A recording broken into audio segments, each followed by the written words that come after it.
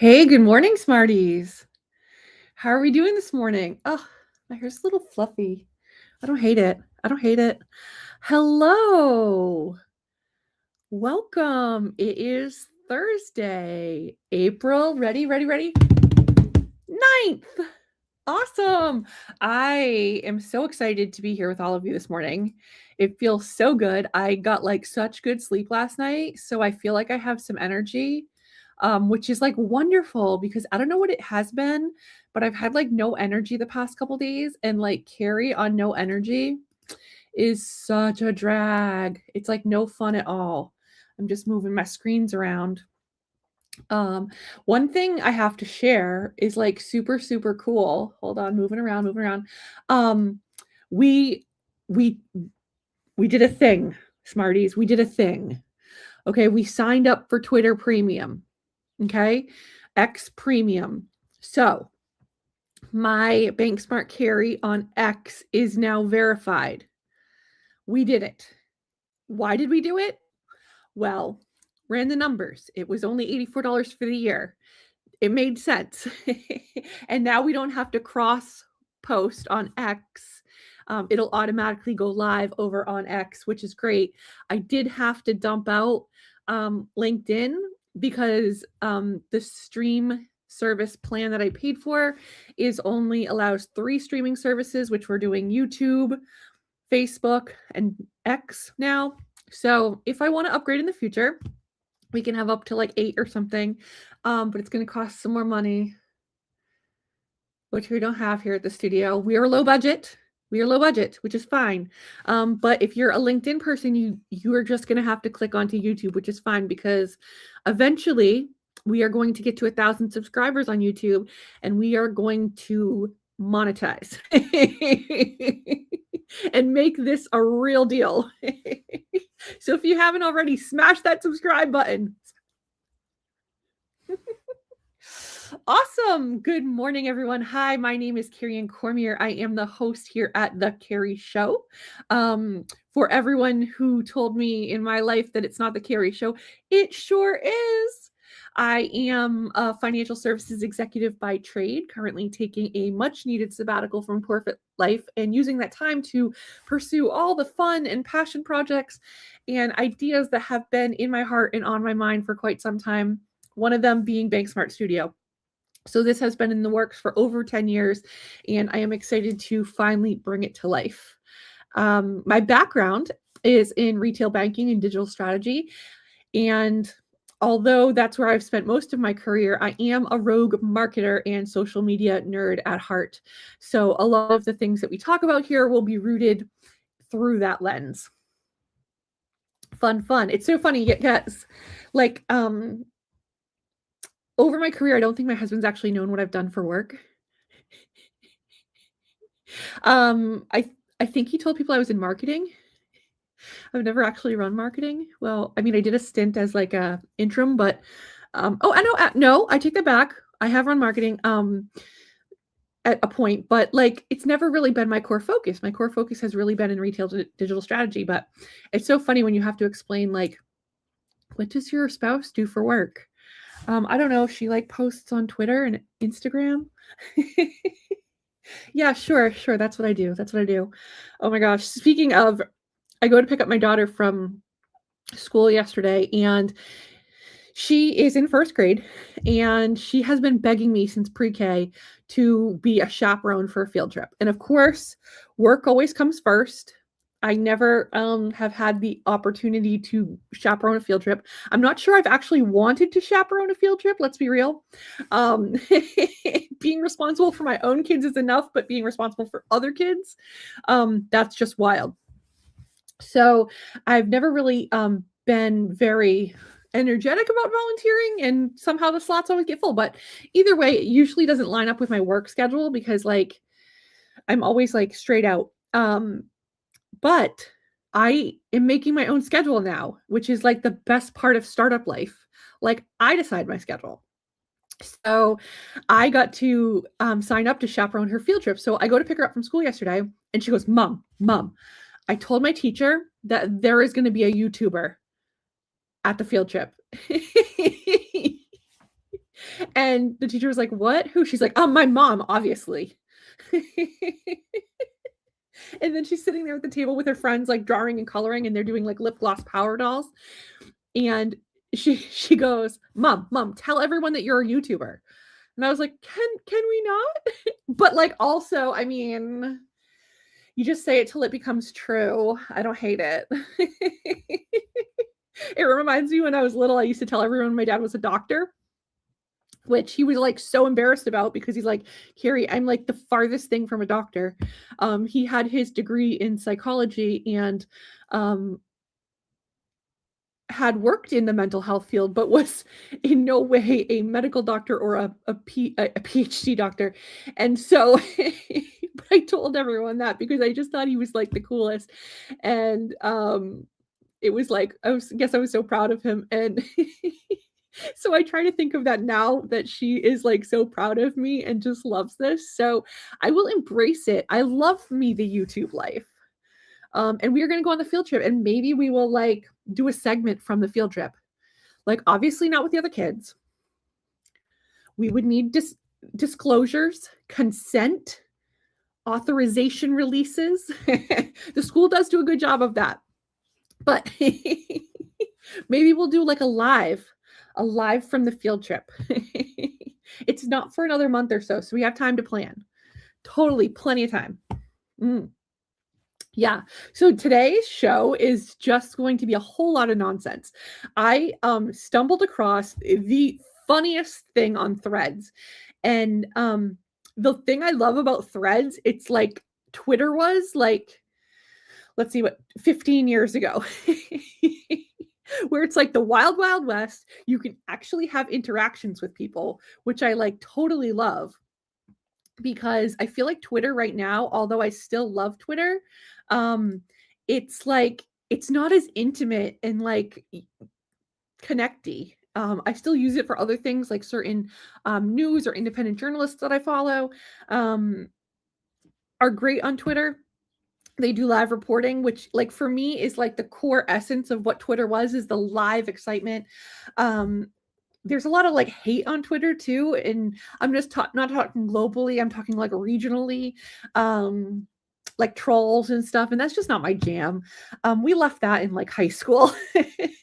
But I do still love it, but I've been like signed up for Threads very early on, early adopter, but didn't really have a whole lot to contribute. It was great because it was one of those channels where like bosses weren't paying attention, so you could write whatever you wanted. And like compliance didn't know what a Threads was. So like no one was like following you on Threads, and you can just like put what you used to put on Twitter until people started following you on Twitter.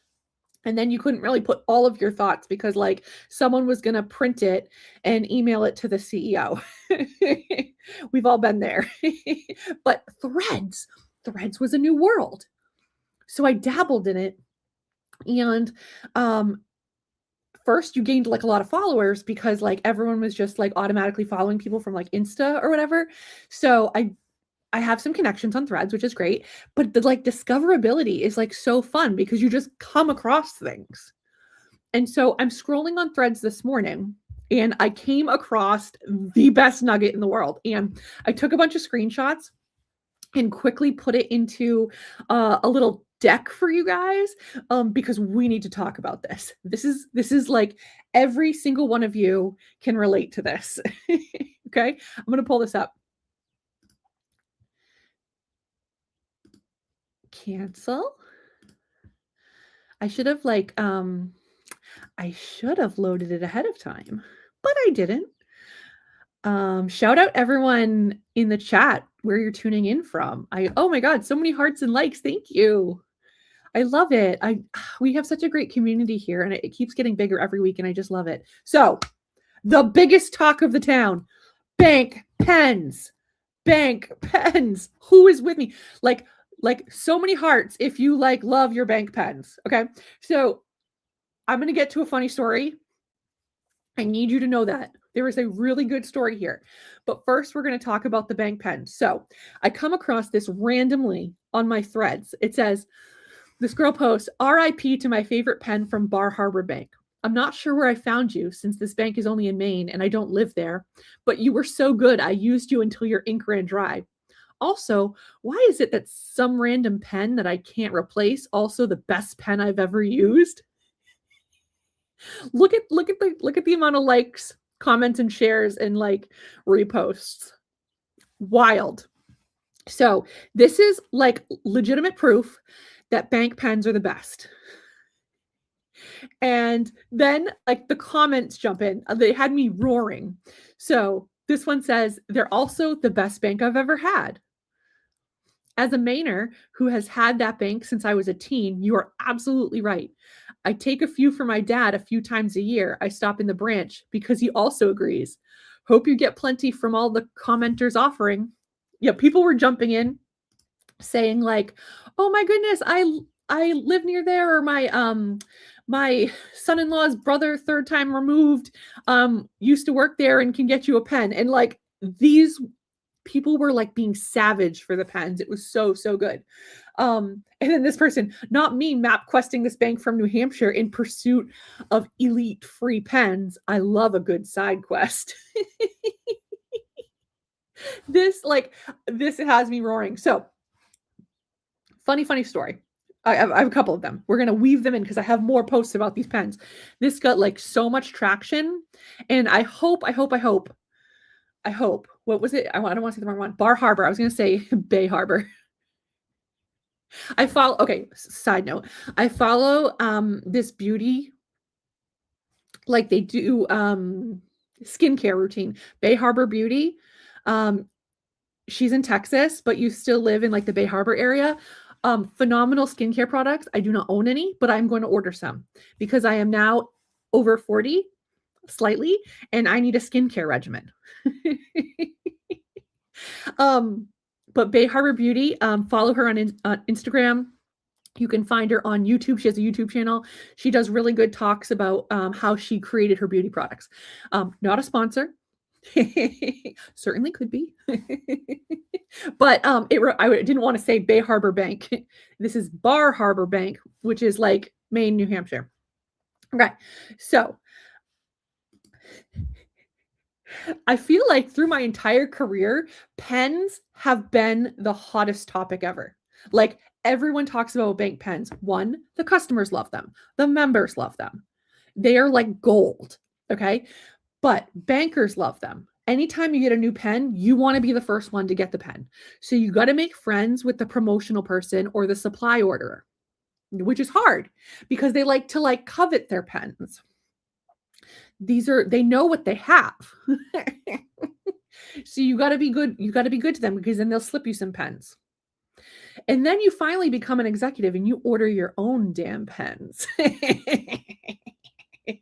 And you have your rogue pens, which were like the best. That's like one of the perks of being an executive is getting to order your own pens. But it does come at a cost. You get yelled at sometimes. People say, "What? My marketing pens were good enough." No, they were, okay, but you hoard them.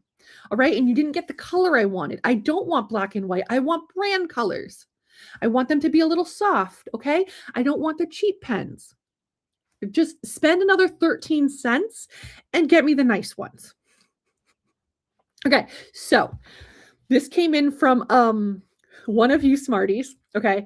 And it just so happens that I was told this story and it like perfectly lines up with this pen. So one of you out there was working at a credit union, okay? And there was a new marketing person that had joined. And now get in the chat if I'm getting this wrong, but I think I got this right. We're just going to go with it. And, they're proving themselves. I'm going to go through the budget. I'm going to save money. I'm going to retransform marketing. Okay. So they get to the line item of pens. Guess how much they were spending. And now this is probably, for perspective, like a $500 million credit union, $600 million, like not huge, definitely by no means. And they were spending $70,000 a year on pens.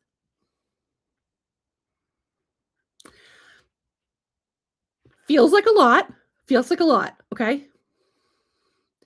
I mean, probably small and compared to like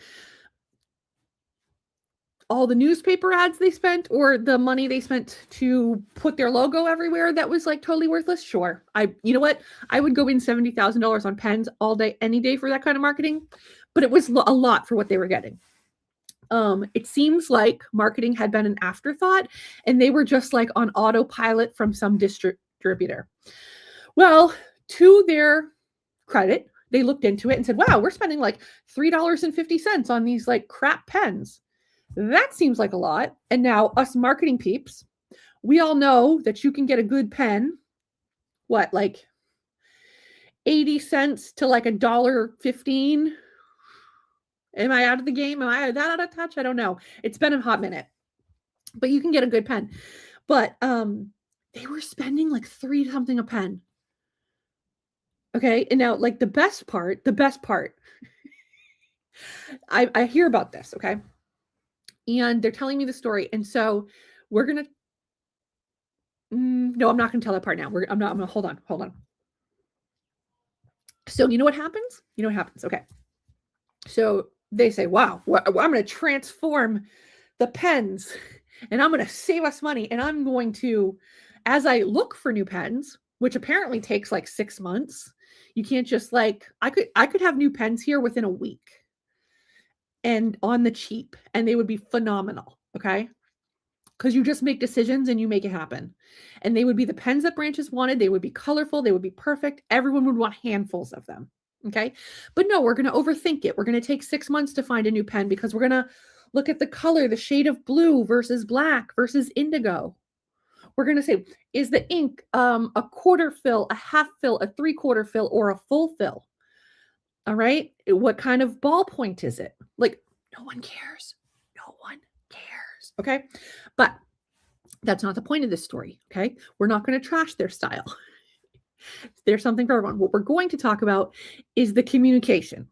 So my source tells me that communication went out to the retail team members. We need to conserve pens.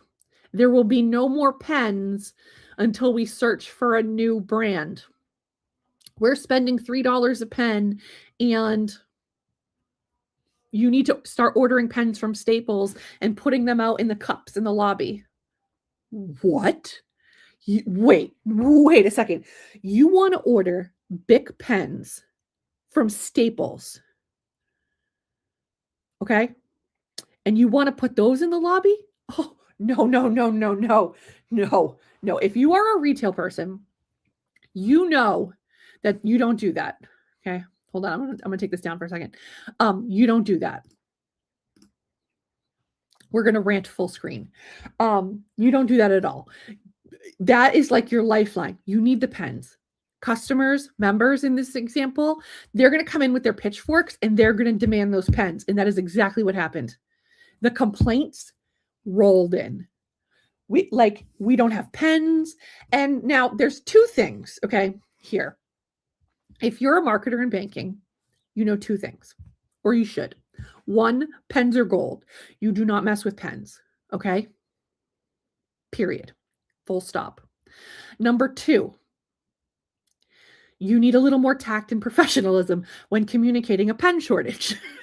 Okay. If you're this like wonderfully trained PR communication person that you claim to be, you need to know how to talk to all audiences, and one of them being the retail people. And you need to make sure that they feel empowered, that they feel intelligent, that they feel heard. Okay. You don't send an email where you think you're being helpful and you're talking about how, you're saving money and maybe you'll get a bonus this year because God knows the place is tanking.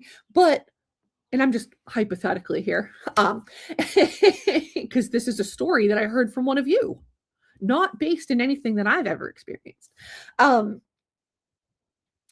And you're being really informative and you're telling them about the pens and this and that. And like, we're going to say, and this, we're going to do it very methodically. Branches don't care. Okay. They're on the front lines. Okay. Taking daggers from customers and members. All right. We need our pens. Do not touch the pens. Okay. So those are two things. You need to be able to communicate them tactfully, and you need to know that pens are gold. Okay. So this was this huge thing that I'm being told the CEO gets involved with. Now, when you have to get the CEO involved in something, or the CEO is so much of a micromanager and doesn't know their own job that they have to get themselves involved, like there's another problem there. Okay, we'll table that. But it was like, we're going to shut down all the pens. You're not going to get any pens. And I'm like, hearing this story from this smarty, and I'm like, oh my goodness, this really happened to you? What? Okay, don't do that. Don't do that. The pens are a lifeline. Now, come to find out, one of the branch managers weighs in, and they're like, you don't understand. Members love these pens. They take them by the handfuls. In fact, one of them took so many handfuls of pens that they were selling them for $1 each at the local flea market. Okay, so now the member's making money, okay? But like the company's losing money because they're paying $3 a pen and they're selling them, the members are selling them for $1 at the flea market. Like, you can't make this up. You cannot make this up. I actually don't know if this was ever resolved. To some, like there was a big, like, from what the smarty told me, there was a big, like, no more pens. We're not talking about pens. We're not ordering pens. You will get a ration of pens, and if you're out of them, you're out of them for the year. What kind of dictatorship do you live in? That's wild. So if you're that smarty and you sent this to me, I need an update. You need to let us know what happened. Do you have pens? Are they nice? Do you want to use them? I literally have a bank pen here that you always see me like holding a pen sometimes in my hand. This is from 2005. This pen is 11 years old, from Hudson Savings Bank, which was my first banking job. And it's like, it writes beautifully. It still has plenty of ink. It's got a nice like triangle shape, so you can, like, if you're like, you like to be a nice penmanship, if you like to grip. This is when they only had branches in Hudson, Marlboro, Clinton, and Leominster. I love this. Oh my goodness, that's a throwback. It's a nice, like, if you want to practice your penmanship, like, shout out, like, what is your favorite part of a pen? Do you like the stylus pens with the little thing on top so you can, like, do your tablet, okay, or like swipe? Do you like the mop top pens? Do I have one? Probably not. Little C might have grabbed it. But that's got the little happy face with the little dry erase hairs. Those are fun. Do you like a clear pen? Do you like a gel pen? Like, let us know, like, what is your favorite pen? We need to know. Okay, let's continue this. Okay. Boop. Okay. Nope. Here we go. Okay. The next one. This is so funny. Okay. I gotta actually make this a little bigger because my eyes are so... Oh, here we go. The best bank ever. Okay. So think about, like, the press this bank is getting from these pens. Okay, this next person. Why do banks have the best pens? Whenever I'm in mine, I always ask if I can have one. Right? My favorite pens are from my local bank. I take a few each time I go in. I mentioned that I lose them a lot, which means it's free advertising for them. Just spreading the pens around. Right? Free advertising. Like, I'm sorry, but, like, pens probably get more views than your newspaper ad. And now don't come for me. I know you're going to say, well, newspaper is great for CD specials. Okay, even my mom does not get the newspaper anymore, and she hasn't for like a good 8 to 10 years. And she was a diehard Sentinel and Enterprise fan. Okay? Okay, she doesn't even get the paper anymore. So what does that tell you? And she's over 70. All right. And she would love herself a good CD special. So do not tell me that that's still the best spot. I don't believe it. Maybe start advertising CD specials on pens. There's an idea. You heard it here first. Okay. The next one. I worked at a bank for 10 years that I had these pens and I hoarded so many of them when I left. They're so good. They got me through college. I love that. Okay. Bank pens are wild. I had someone ask to borrow a pen and I lied that I didn't have any because the only one I had was my bank pen, just like yours, but mine is American Eagle Federal Credit Union. So now people are jumping in and telling what their favorite bank pen is. Now, this is all in the same thread. Like, seriously roaring. My Frost bank pen is the best pen I've ever used. Okay, so Bar Harbor Bank and Trust, American Eagle Federal Credit Union, Frost Bank. We're going to tag you. All right, you need to campaign this. Turn this into social gold. This is your moment. This is unfolding now. Oh my God, I still have Commerce Bank pens. They were the best. Now, if you don't know, Commerce Bank happens to have been a bank here based in the like central Mass area. I believe it was out of Worcester, which is like not the, it's like, is it the second largest city in Massachusetts? I should know this. So like there's Boston is the capital, right? But then there's Worcester, right? So that's like another hub. And they were then acquired by Berkshire Bank, which is now Beacon Bank. So this goes back some time. All right. They still have Commerce Bank pens. That's how good these pens are. So this one must be a special bank pen company out there. My favorite pen looks exactly like your favorite pen, only from a different bank. I hoard them. Yes. Yeah. Right. We hoard bank pens. Like I have one of these apothecary cabinets in my house. They're like a, almost like an old card catalog, and I love them. I'm just like a vintage girly, and each one has something different in it. So like it's stuff easy for me to grab. So one has like all my cables and wires. One has like batteries. One has like knickknacks. Those felt cups that you put under furniture to move, right? One of them has pens and pencils. So anytime I have like a pen or a pencil on the counter, instead of like trying to find them in a drawer, I stick them in one of the drawers in the apothecary. So when I was working in financial services, I ended up like somehow I would have so many bank pens because when I was like a tester, I would like order them and like test them out, or like I tried to get on the ordering good side so I can get some extra. And somehow I'd always have one in my backpack, and then I'd end up with a backpack full of pens and like one, but then I would recycle them.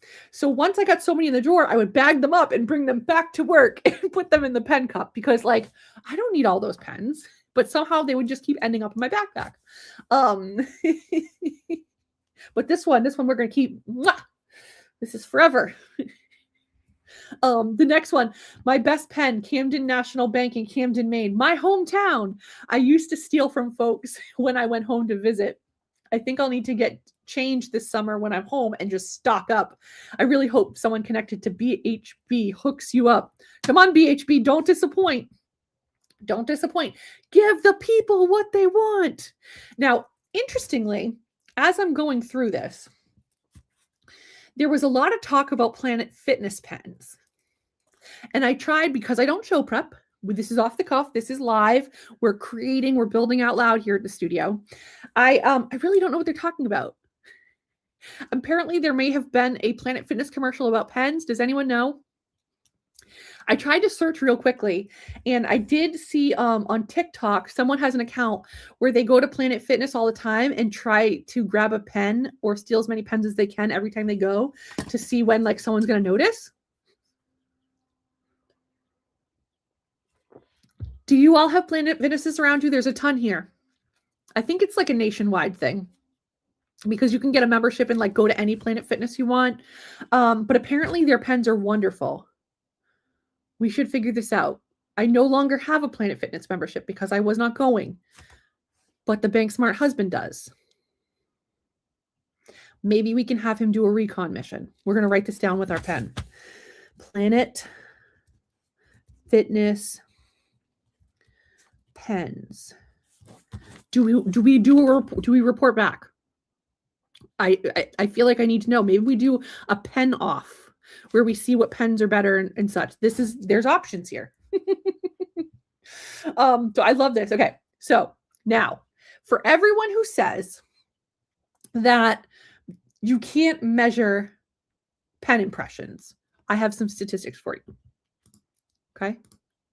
This is right before the show, I took a snippet of the impressions, the views, the likes, the reshares of this one pen post talking about Bar Harbor Bank. Almost 200,000 views, 8,400 likes, 20 reposts, and 3 quotes for this one post about a pen. And it had just been like, 17 hours ago. Okay. So in the first 17 hours, these are the results and impressions from one pen post. All right. Show this to anyone who says that pens don't get impressions. That Bar Harbor Bank pen post probably got more impressions, definitely, than their CD ad in the paper. Probably more than their latest social post. Okay. This is like good user generated content. We gotta connect. This is a misconnection. We gotta make it happen. Couple pen stories. So if any one of you that have lived this journey with me or watching, I have told you tales from a sales manager of years past. And if any of you have not lived this story with me, but you have had a sales manager that has come in and you've gone through the cycle of, oh, we're going to get a sales manager. It's going to change the culture. It's going to be the best thing ever. Like you go on that roller coaster ride, right? If you know, you know. The sales manager comes in and is like, okay, all right, got my best managers together. You guys have all been doing this for such a long time. You know, your market managers, you like your assistant vice president, like, you know what you're doing, but we're going to do remedial sales training. And I'm going to teach you the tools of the trade. Okay. We're going to do a campaign. It's called Pens on the Street. You can't make this up. Pens on the Street. Oh, wow. Huh. Wait, tell us more about Pens on the Street. Okay. Yeah. Thank you for asking. We are going to take buckets of pens everywhere we go. All right. If you go out to dinner, you're going to replace the pen there with a pen that's from our bank. If you go to a coffee shop, you're going to leave your pen behind. If you go to the insurance agency, when you sign your paperwork, and I'm dropping my favorite pen, you're going to leave that pen, especially if it's another bank's pen. Oh my man, did you go to sales manager school? Because this is the best thing that I've ever heard. Oh snap. Teach me your ways. Oh my gosh. Like, I still laugh about Pens on the Street. And now, fortunately, in my career, I've been lucky enough, although we'll talk about this, I've been lucky enough to skip the branch manager role. Although I do think that I want to do an undercover boss situation where during this sabbatical, I get a low-key job as a CSR or something. And then we talk about it on the channel. Do you think I could pull that off and say I don't have banking experience and get a job as a CSR, a teller, or a manager somewhere? Okay. Anyway, shh, don't tell anyone. Don't tell anyone. Okay. I might have to go by an alias. I might not, because if you Google my name, it comes up. I'm pretty obvious. Okay. But maybe people won't, if I go to a TD or something, they're not going to do that. Okay. If I go to a community bank or credit union, they might know me. Okay. They might do a Googling, but TD or whatever, they're not so I could be a CSR there. Okay. But in my life, I've skipped the branch manager role by whatever stroke of luck. I've never done that, although it seems like it would be fun. But, so this talk wasn't for me. But I was very enrooted in the conversation because I was supporting the branch managers in this endeavor. And I probably was tasked with tracking the results from Pens on the Street. So your sales calls, did you do your hard calls, your soft calls, your networking calls, or your pens on the street calls. Okay. You have a goal. You have to do so many pens on the street calls every month. And now perhaps if you were going to a place you've never been before to introduce yourself that's a non-customer, maybe that's a hard pen on the street call. But if you're going somewhere that you've already been, that may be a customer that you've introduced yourself, that's a soft pen on the street call. This feels too real. This feels too real. It's so funny. So, but like, I have to say, outside of this, there's a manager that I worked with, and she was not there for pens on the street. Okay. So this is completely just because this is so ingrained in what we do as like retail bankers and business development people. Like I would always pony up like boxes of pens for like companies or nonprofits or whatever, or community events that needed them, because like they're literally a great way to get your name out there, and they're not that expensive and people love them. But she was not there for pens on the street, but she had won the business of a local restaurant that was very popular, and she would go with literally a box of pens every time we would go get lunch, and they would have like their pen cup. Their waiters would all have pens, waitresses, and she'd be like, honey, do you need any more pens? I got you covered. Like, next time I come over, I'll bring you a new batch of pens. And we were the premier pen of this popular restaurant. And that's a big deal. And people like, and I what I wanted to do, okay, was be the co-branded, what do you call those, like beer mugs or cups? Is it a tumbler?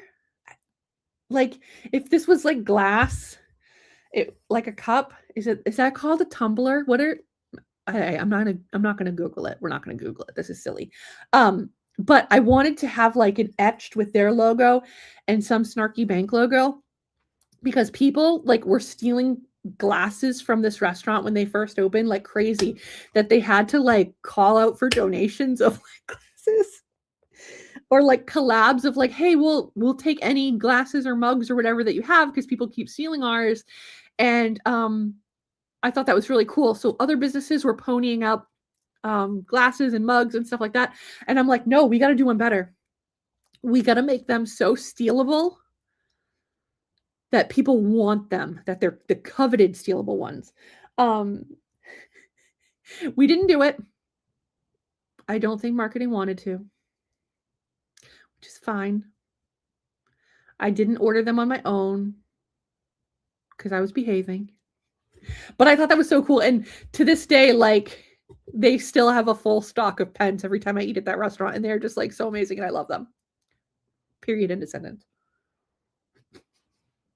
So if any of your like your leadership, your supply ordering people, anyone gives you crap about pens, show them this statistic. This is one post about pens, and this is the reach it got. And it wasn't even from the brand. Imagine if this Bar Harbor re-amplifies this. They have a pretty good following. So that'll be cool. Okay. Now, the problem is I go down in the pen rabbit hole after this. And I go to Reddit. All right. And so on Reddit, I get this like, oh, hold on. I'm moving this around. Let's make this a little bigger so you guys can see it. Okay. So, oh, no, that didn't take me away. Okay, good. I search bank pens on Reddit. Why does every pen at the bank write better than any pen I've ever owned? Every single time I go to the bank, the pen chained to the counter writes like butter, smooth, no skipping, just pure ink flowing perfection. I've bought premium pens. I've stolen, borrowed a couple bank pens in the past. They never write the same once they leave the bank. My theory, there's some kind of enchantment spell or controlled atmosphere inside the bank that keep those pens at optimal writing performance. The second they cross the threshold, boom, ordinary pen. Maybe the banks have a secret pen lab. Or maybe the pens are just happy on their little chains. Anyone here still chain up your pens? We're going to write that in the chat.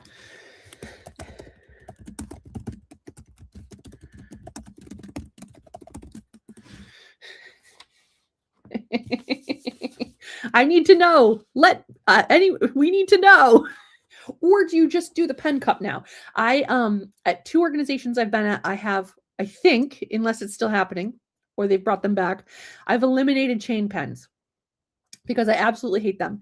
And I've gone full pen cups on the counter. Because one, it looks better. And two, obviously, give the people what they want. Now, I think this is so cool. So there's something here. I think we can do a marketing campaign about pens. Let's take that off. Should we look this up together? I actually have other topics to talk about, but I am enthralled. I'm enthralled about pens. So let's say, ready? We're going to Google. What is so awesome about bank pens? Okay. All right, hold on. Should I put this up on the stream? Yeah, let's do that. Present. Share screen. Add to stage. Okay, Google. What is so awesome about bank pens? Bank pens are considered, this is the AI overview. Okay, so even AI is going to tell us what we think about pens. They're considered awesome because they offer incredibly smooth, reliable writing performance, often surpassing expensive pens, combined with a nostalgic utilitarian charm. These often chain pens are designed for high volume use, utilizing durable, fast drying, and fraud resistant ink that bonds securely to documents. That's interesting. Fraud resistant ink. Okay. Why people love them. Smooth reliability. Look, they even mentioned TD or PNC pens. Optimal ink for security. These ballpoint pens frequently use ballpoint ink designed to bond with paper fibers, which noted on a Facebook post prevents chemical washing and check fraud. That's interesting. I've never heard that. I believe that might be AI lore. We're not going to click on this, okay? But we're just looking. Durability and design. Many, such as TD pens, are constructed as single solid pieces, plastic designed for heavy duty, often made from recyclable materials. Oh, that reminds me. So when I was a kid, one of my aunts and uncles, they would travel. And actually, I have a lot of aunts and uncles that would travel. I thought that's so cool. One of them, my sister's godmother and godfather, when they would give us like gifts when they went somewhere. So at one point they had gone to Washington, D.C. I think one of their children moved there. So I don't know. They were down there and they were at one of the mint or something. And they brought us back this like pen. And it was like a little bit of a thick pen and it was stuffed with shredded dollars. And like I worshipped that pen for the longest time. I thought it was the coolest thing ever. And like, if I could get like banks and credit unions, if you can get recycled money pens, that would be cool. Maybe for kids, maybe for a kids program. Cause this is just a fond memory of like how much I loved that pen. And I think I also opened it up and pulled the stuffing out and then you couldn't quite get it back in. So the pen met its own demise under my hand, but Sissy, if you're watching, do you remember that pen? Did you get one too? You must have because you were the favorite, obviously. But like those were so fun. Here's another one. The borrowed factor, because they are attached to chains called counter pens. They're often viewed as forbidden or nostalgic, similar to old school business pens, and always available. Look at this. Why does every pen at the bank write better? Oh my, this is like a thing. Pens we love that you can bank on. Oh my gosh. Someone did a Substack on bank pens. Oh my, look at this. Oh my God. I was thinking we should write an article, but look at why when someone's already done it. While there may be no such thing as a free lunch and not many midtown meals under $20 these days, such a thing as a free pen does exist, and sometimes more than one. Before you're yanked back to reality after attempting to purloin one of these black pens tethered to a chain at your local bank, there's something satisfying about having a ballpoint pen in hand to jot down a note, even if it's on a napkin. Instead of shopping for pens at Staples, other retailers look for the bank on your corner. Look at these. Okay. We'll give the Substack a pastrami, a go-go, and other rye tales of the city. Okay. From Arlene Schulman. Look at this. Hang tight, reader. We've got you covered. Look at all these bank pens. After 12 and a half years of research condensed into a few hours, I've spared Wirecutter the time, effort, and overhead of investigating ballpoint bank pens. Okay, look at this. Ooh, designs. Santander chains. The technique. A friendly, hi, would you have any pens? Oh my gosh, so they actually went in and asked for pens? Oh my gosh. Bank branches on 6th Avenue in Manhattan from 26th Street through 42nd Street were included. Looking like a wealthy Park Ave socialite in disguise, your investigator wore Birkenstocks with socks, blue jeans, and thick eyeglasses that darkened the sun, carried a backpack, and wielded a cane to hold open doors and to nudge people out of the way. The technique, hi, would you have any pens? Banks in alphabetical order. Oh my God. And this is what each bank said. Oh my God, we should do this. Smarties, what do you think? Should we do this? Just for the bit, like to investigate. I'd have to go somewhere that doesn't know me. Oh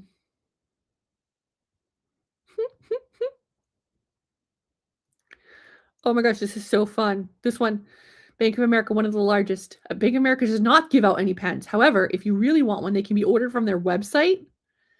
I don't know if you have to be a customer, but you can write with 25 of their pens for $10.95. Holy snippets. A trio of bank workers were amiable, but apologetic after I swung through the door. As a consolation prize, they offered up a standard cheap gray pen with no branding. No thanks. Oh, I must have looked disappointed. So one employee went into a cabinet and offered me a package of highlighters. Woohoo! That's so funny. So my sister works at the post office, and she was telling me about how they like mark off packages or whatever for something. And she's like, Carrie, I was in the truck the other day and they didn't have a pen. And I didn't know what to do because I didn't have a pen. And I was like, sissy, you know what you do? You drive to a local bank or credit union. You know why? One, because they love the post office people. Who doesn't love the post office people that come in to deliver the mail every day? You love them. I go and just ask them for a pen. And she was like, that seems weird. I'm like, no, trust me. Like, they'll be all over it. Like, no one's going to say no to the post office person. Would they say no to a rando walking in the door? Maybe. Okay. Would they say no to the post office person? Absolutely not. Oh, okay. So we're not going to read all of this, although I'm enthralled. Because you guys don't want to sit with me reading it. But look at this. The clear winner, TD Bank, a well thought out design of a shiny forest pen. One distinct advantage. The barrel of the pen is square, not circular, so that the pen does not roll off the table. See, that's what I'm talking about. These pens are made from recycled water bottles. I love that. Interesting, like notes on the investigative process. Okay, we're going to read this. Let's get juicy. No one tried to persuade me to open up an account. Guys, what are you doing? This is the opposite of pens on the street. This is pens in the branch. Pens in the branch is supposed to be a sales tactic too.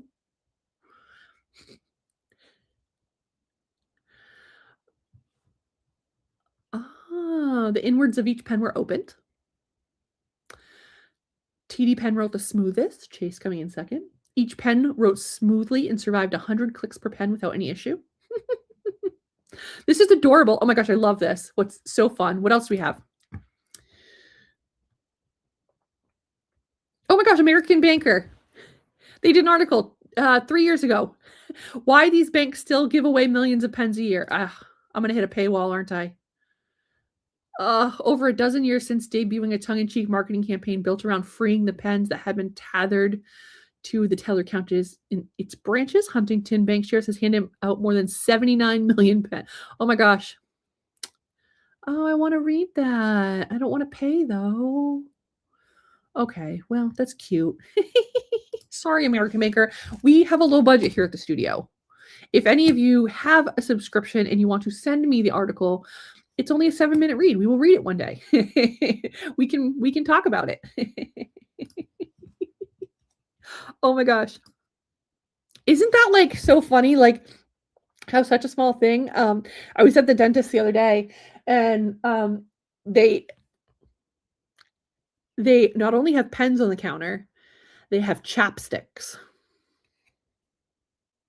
Love it. Love it. And my mom's like, don't forget to grab a pen and a chapstick when you go. I didn't because I have so many of pens and so many chapsticks. But like it was right there for the taking. And I'm sure they wouldn't have cared. Because you always feel like, do you guys have this at your branch? Where you feel like the customer or the member has to like make an excuse like, oh, I'm just gonna take one of these, or like, I forgot my like they have to like, at least with a bank or credit union, like you can pretend like you're filling out your deposit slip or you're writing a note and then you just slip it in your pocket.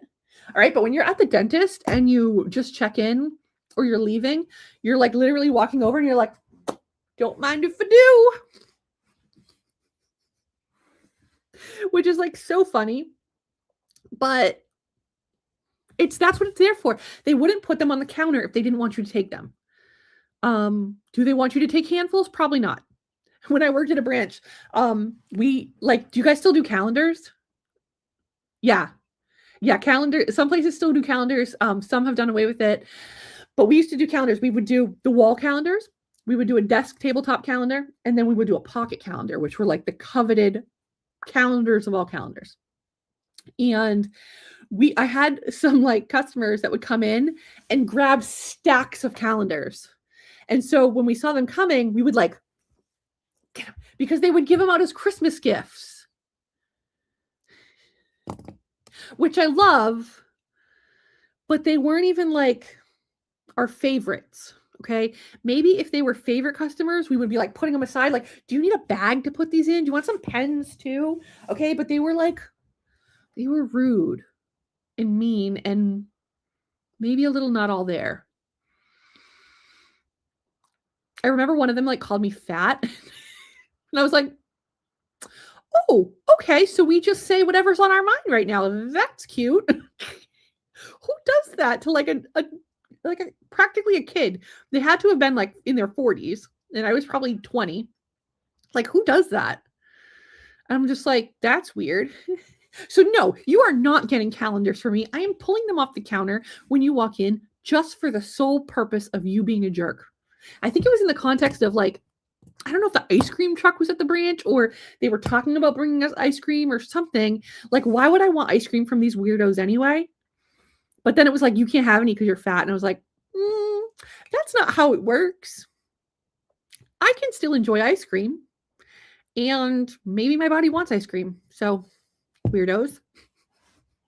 But like it's so weird how these things just become like fair game. People just grab calendars. Oh my gosh. And like, then you start to get like your circle of people that text you like, hey, your calendar's out yet? I need calendars. So then you're like, okay, all right, how many do you want? Do you want a couple pockets? I can get you some pockets. It's gonna take me a little bit. All right. I might not have them right away. Okay, but I can get you two wall. All right, 4 desk. Yes, because you want your kid. Yep. 4 desk and then 2 pockets. Gotcha. Okay, cool. Oh my gosh. Is that enough pen talk for today? I had to. I thought that was too good. That was too good. I have a couple small like news snippets that we're going to talk about. So around the web, as we kind of like wrap this up. And when I say wrap up, it'll be like another 20 minutes. So couple things. One, we're going to talk about some, do I do this one? Do I not do this one? Do I do it last? What do you guys think? Do I dish some lore? It has to do with like, okay, all right, let's do it. Okay. It relates to the last show, which is like wonderful. Okay. So, but then it has like a funny, like, okay, so it's a little weird. I'm going to be a little weird, but that's what you're here for. Like, we're here for the weird. So last show we were talking about interns, which was like such a good episode. And we're talking about how like, the value of an intern program and how we need to make it better and not just like having them file or shred papers in the basement as a lone intern, just hypothetically. Boring, but you want to make like the intern programs really valuable. And with that, you want to be able to give them something of value, help train them on LinkedIn, and then give them something to be able to share like about their internship. And so Now, I know this is an absolute coincidence. There's no way that they saw this and then took action to post it. But I just happened to see this post here from someone who's joining Metro Credit Union. So Metro Credit Union is about a $3.2 billion credit union near us here in Massachusetts. They're more towards Eastern Mass, outside of Boston area. But they just posted that this one is an incoming retail intern. Cute, huh? So he posted about his internship, and through this 10-week experience, I look forward to gaining hands-on exposure to branch operations, member engagement, financial services. And then he does a little graphic. So chances are he snipped this off the website, because let's look at Rubel. Mr. Cornelio. He looks like he's hustling. They probably, whatever school he goes to, they probably coach him on how to like pump up your internship. Or maybe Metro has like a script. Would love that. But I thought this was really cool. So like hats off to them. And because they did celebrate it. They took the tag and they reshared it. Like, good job. That's what it's all about. And so it was just so funny that I had happened to see this. It was another example of like an intern coming in and being able to share with a nice graphic what they're doing. Now, speaking of Metro Credit Union, guys, okay, if you're from Metro Credit Union, stop listening. Please. I'm just kidding. No one, you're probably not listening. You might be. I love Metro Credit Union. That's the problem. So this goes back like 9-10 years. I joined a retail roundtable group, and there was this guy there that was the branch administrator at Metro Credit Union. And he was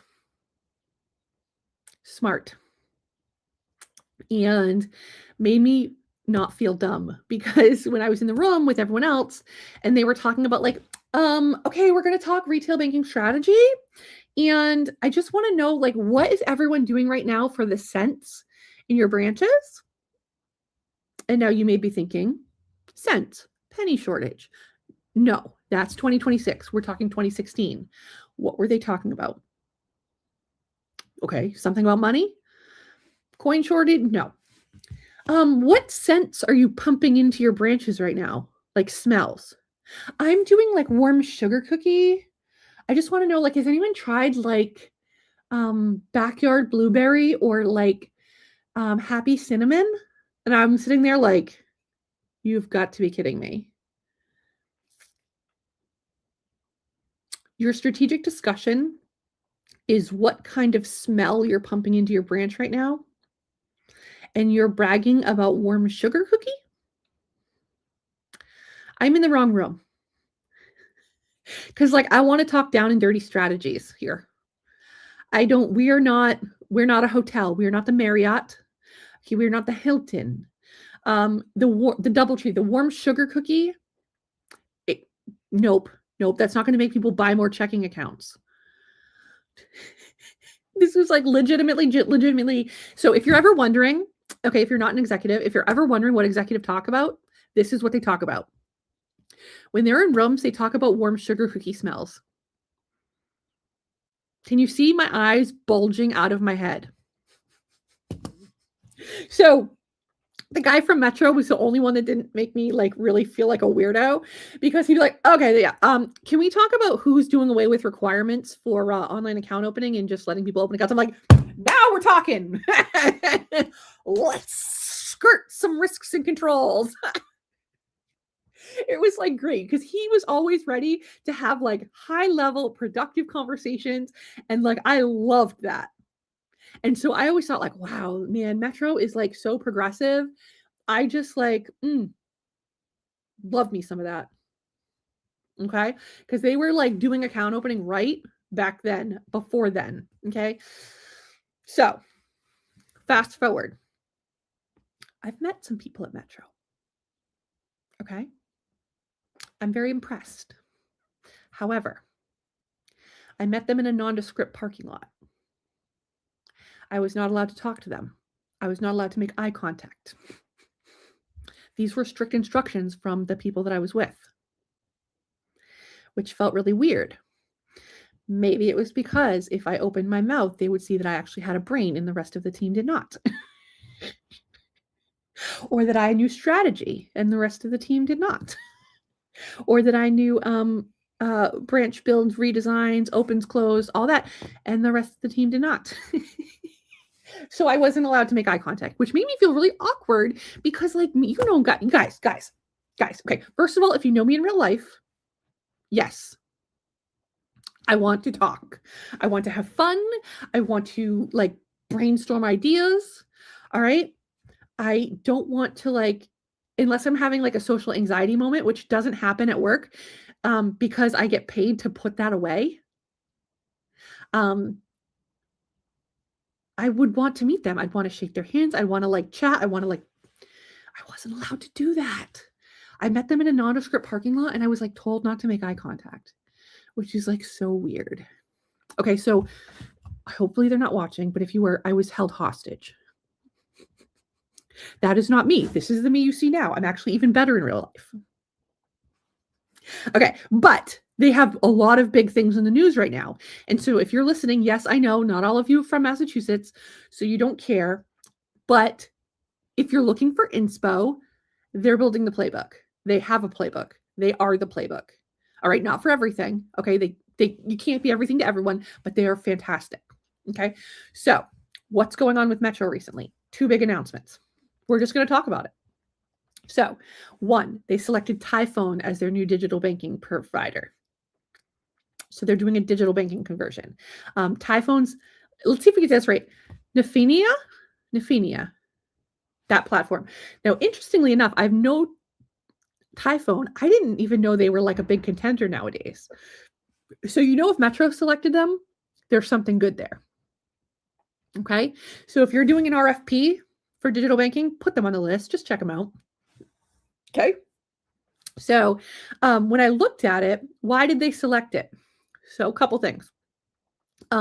Flexibility. The platform supports their current business model, allowing them to build for the future, even as environments rapidly change. Faster payments and real-time money movement.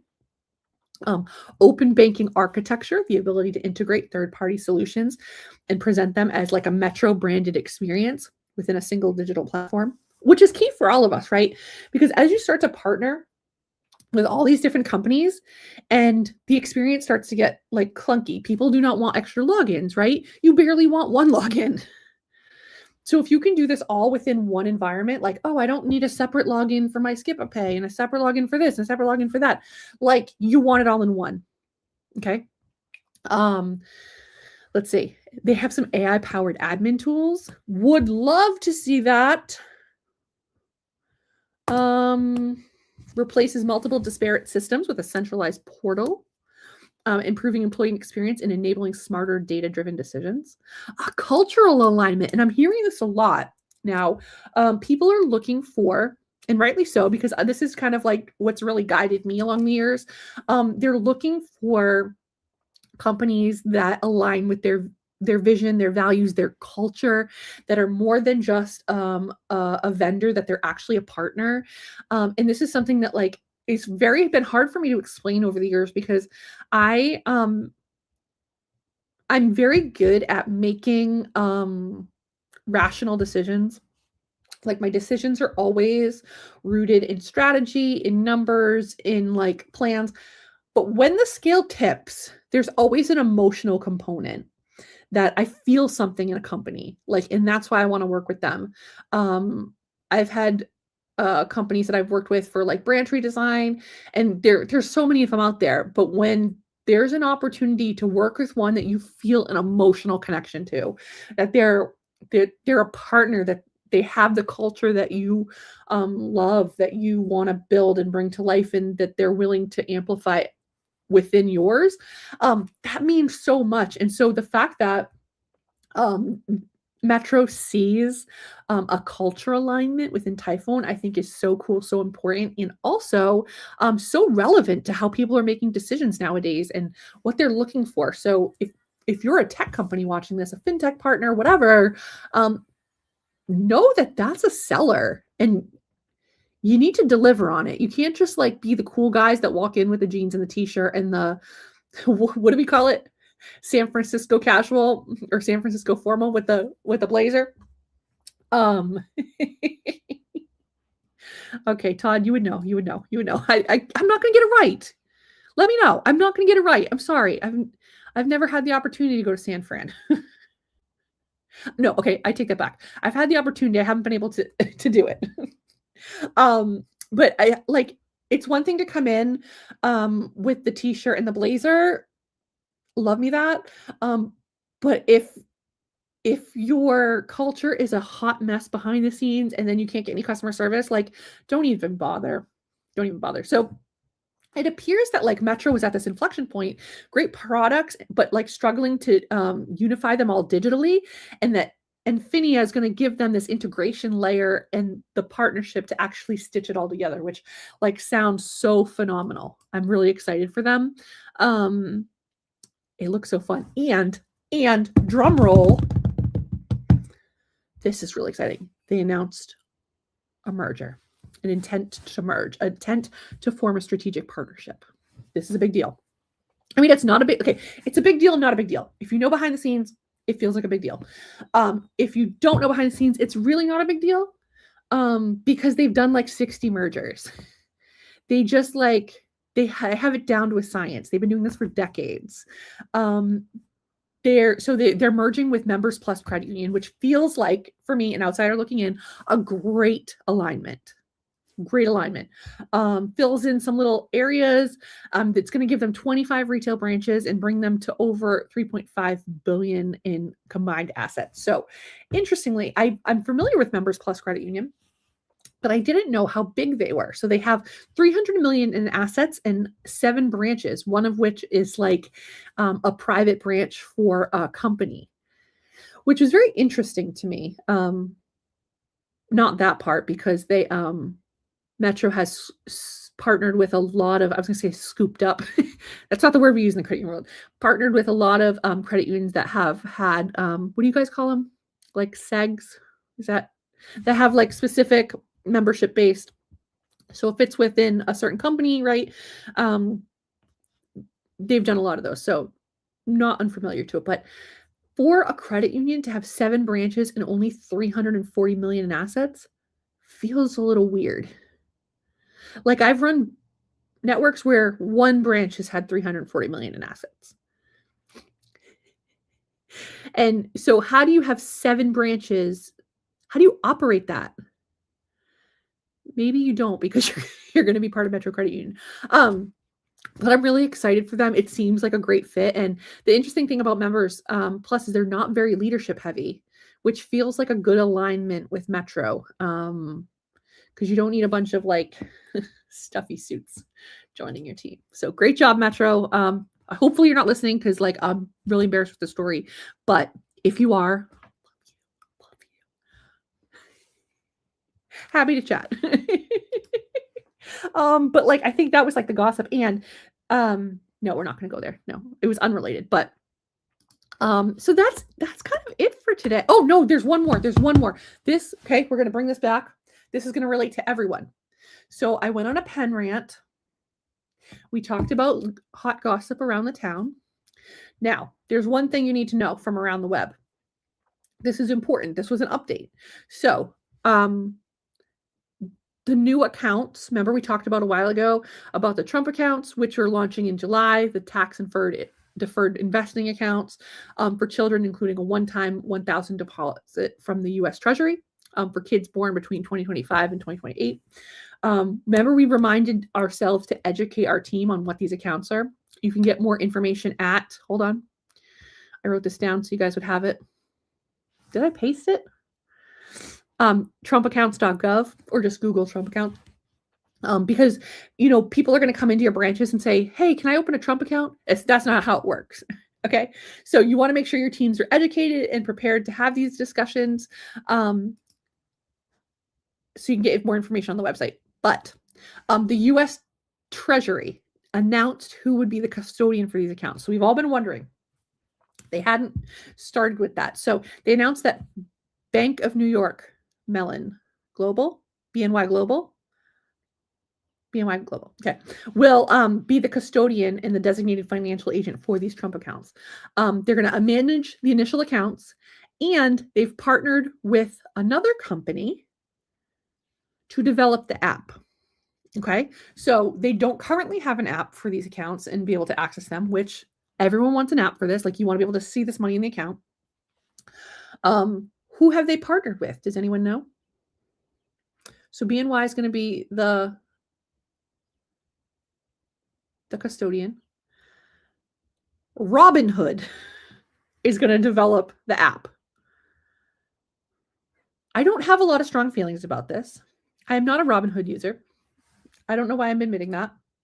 I feel like maybe I should dabble. I do have a Coinbase. And I do investing, but I don't do it in Robinhood. But there's some skepticism on the interwebs, specifically X, about why and should Robinhood be involved in this. I'm going to draw from my memory here. It seems like they had some do you remember when like the meme stock stuff was happening and Robinhood like shut down and blocked everything? Let's Robinhood, we'll call it meme stock crash. Yeah, when was this? With the GameStop and the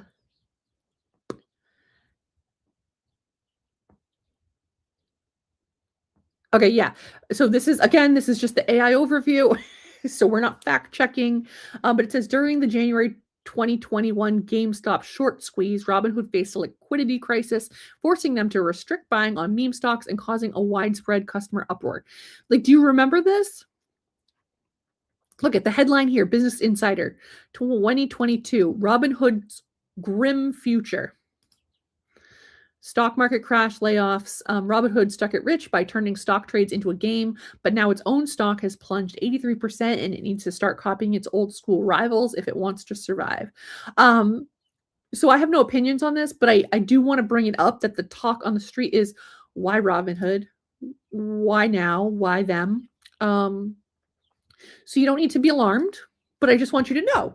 So you have the knowledge that BNY is a custodian and Robinhood is going to develop a app. Okay, I'm going to read a tweet that I saw online. We'll read it. Did I save it? And this will end us for today. Did I save it? Did I save it? Did I save it? This is worth reading because there's a swear in it, but we're gonna beep out the swear. Okay, we're trying to keep this a clean show. Safe for work. It's got to be a safe for work show. Boop, boop, boop, boop, boop. Too many selfies of me. Here we go. Okay, so it starts off with F, period. This is very, very bad, period. These accounts are a huge public policy achievement, and gambling apps like Robinhood shouldn't be allowed within 100 square miles of them. F, period. So, something to think about, just so you know, nothing to be alarmed about, but I wanted to share. So, we didn't shout out to the replay crew. Shout out to the replay crew, by the way. If you're tuning in, we have so many viewers live, which I love. Thank you. But if you're listening on your ride home, on your ride into the work in the morning, if you're at the gym, on the treadmill, pumping iron, doing your stretches, listening to the Carrie show, thank you. I love it. Don't forget to like and subscribe. And this goes to all of you. Stay social, my friends. You can follow us, like us, subscribe, all of the things. We are here on YouTube. We are on Instagram, LinkedIn, Facebook, X, and a little bit of Snapchat. No, not Snapchat. I'm so old. A little bit of TikTok. Yeah. Oh my gosh. Thank you guys so much for joining. I really appreciate it. Stay social, and we'll see you soon. Peace out. Wait, where did she go? Why is it still on? Bye-bye. Don't forget to subscribe to my channel. Bye.